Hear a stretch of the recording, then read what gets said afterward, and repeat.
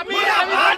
আন্দোলনকে বলেছিল এই গণতান্ত্রিক আন্দোলন উচিত আমার গভর্নর বাধা প্রদান করেছে সরকার নাগরিক প্রতিনিধিতা কার্যসূচি পালন করেছিল কারণ হিম্মত সাম্প্রদায়িক মনোভাব বৃদ্ধি করে ভিডিও আপলোড করেছিল রাজনীতি লোকেরা না চলিব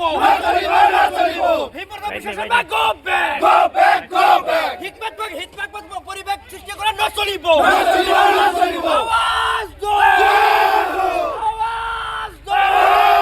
ইতিমধ্যে আপনাদেরকে প্রত্যক্ষ করেছে যে আমসুর আন্দোলন সরকারের ভয় খায় তার প্রতিস্বরূপে আজ আমি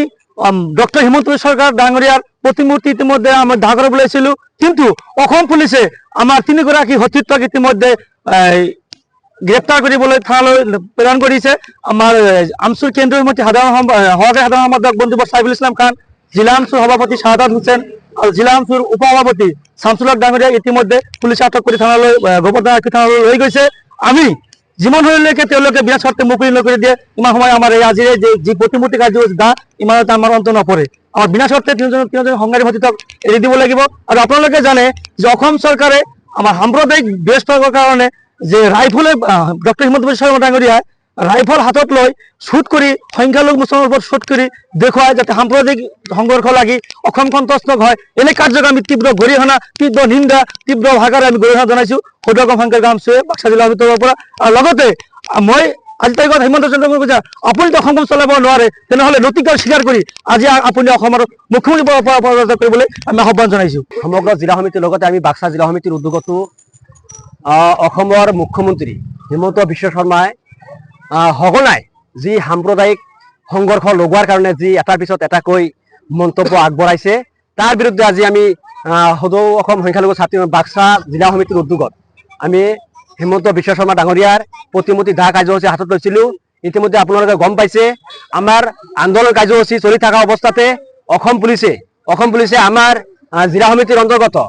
কেন্দ্ৰীয় সমিতিৰ সহকারী সম্পাদক সাইফুল ইসলাম খান ডাঙরিয়াক আটক করেছে তার লগতে আমার জিলা সমিতির সম্মানীয় সভাপতি শাহাদাত হোসেন ডাঙরিয়াক আটক করেছে তার লগতে জিলা সমিতির ভাইস প্রেসিডেন্ট এজনক শামসুল হক ডাঙরিয়াক আটক করেছে আমি অসম পুলিশ তথা অসম চৰকাৰক এই কাৰ্যক আমি ধিক্কাৰ জনাইছো আমি নিন্দা জনাইছো কিয়নো আমি ছাত্ৰ সংগঠন হিচাপে আমাৰ যি গণতান্ত্ৰিক অধিকাৰ আমি গণতান্ত্ৰিক অধিকাৰ সাব্যস্ত কৰিবলৈ গ'লেই আমাক অসম পুলিচে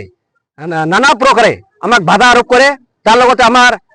যি গণতান্ত্রিক আন্দোলন এই গণতান্ত্রিক আন্দোলন বন্ধ করার বাবে বিভিন্ন ধরনের পন্থা হাতত লয় আমি এই ক্ষেত্ৰত অসম পুলিশ তথা অসম চৰকাৰক আমি ধিক্কাৰ জনাইছো গৰিহণা জনাইছো অতি শীঘ্ৰে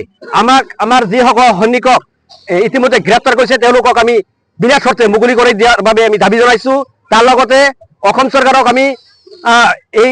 কাৰ্যসূচীৰ পৰা সকিনি জনাইছো যে তেখেতসকলে যি ধৰণে সাম্প্ৰদায়িক মানে সংঘৰ্ষ হিন্দু মুসলমানেৰ মাজত যি সংঘৰ্ষ লগোৱাৰ কাৰণে চেষ্টা অব্যাহত ৰাখিছে এই কাৰ্য আমি বন্ধ কৰাৰ বাবে আমি দাবী জনাইছো